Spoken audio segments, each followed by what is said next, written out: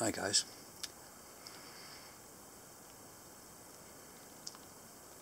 It's funny when you're smoking your pipe, well, I sometimes get a little bit, I don't know if nostalgic's the right word, but start thinking about the past and how things were.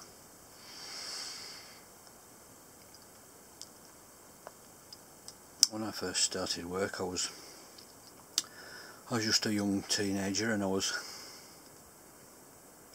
thrown into a man's world because I started work as a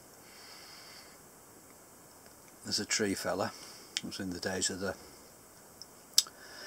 Dutch elm disease, which decimated so many beautiful elm trees in England.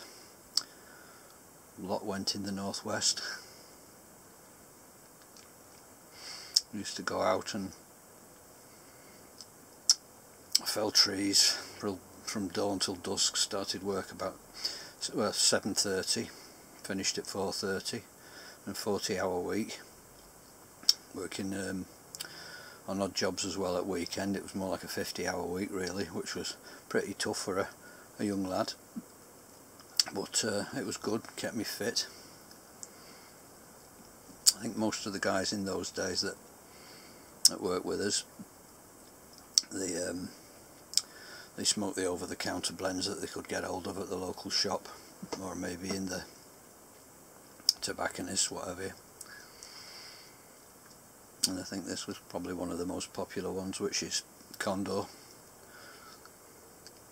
I can remember the wagon driver that we had. He was driving a Bedford 3-tonner. He used to like Condor. Sometimes he'd have Erin Moore or other flakes such as Whiskey Flake. I think that was quite a popular one. What else was there? Some went in for the Clan, I think that was about in those days, but it was very mild, so it wasn't that popular. I can always remember one guy, he died a few years back, Cliff, big tall guy who was an ex-farmer. You'd often see him up the top of a tree with a rope round his shoulder and a motor saw, hacking away at some dead elm. He was a fanatical smoker. He used to have a pipe in one side of his mouth, and very often he'd have a cigarette in the other side of his mouth. He was nicotine crazy. He loved it. And you still see him there up the top of the tree, smoking away.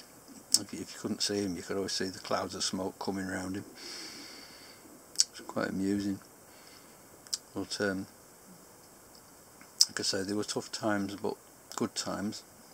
And you do get reminiscing when you're having your pipe, but it's true what they say about the old guys in those days. The Condor was one of the mainstay tobaccos. Seemed to be smoked by most guys, especially up here in the northwest. They'd be smoking the pipes up the trees, and then in those days there wasn't that much mechanical help. They would be digging the roots out, chopping through them with axes, and getting a wire rope up the top of the stump after the branches had come off, and the wagon would give us a lift to pull it over. We also had a World War II tank jack, which was very good because you could get it underneath the roots and click, clock, click it up, and that'd help get the stump out as well. Usually managed to do one big tree a day. If it was a really, really big one, it might take 2 or 3 days. But it was good to have the pipe. It was always there. And after work, in summer anyway, when there was light about, we'd get on the beach and catch some fish. We used to put the long lines out, maybe 100 or 200 hooks, and catch the eels and cod and flatfish. And the pipe would always be there as well.